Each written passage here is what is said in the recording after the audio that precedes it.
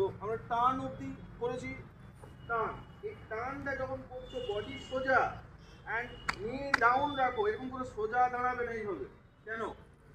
তো যখন এই টার্ন হলো, এবারে এখানে এই যে নিচে আছো তোমাকে স্প্রিং এফেক্ট দেবে। স্প্রিং এফেক্টটার জন্য keep your legs down, so like this, তাহলে কিকটা যাবে। আর যদি আমি এরকম করে সোজা থাকি, এখান থেকে কিকটা মারার জন্য কোনো এক্সট্রা ফোর্স নেই আমার কাছে, বলেন তো। সো এই যে এখানে গেল টার্ন ডাউন, এই যে down, keep your body down, ওয়েটটা নিচের দিকে নিয়ে যাও।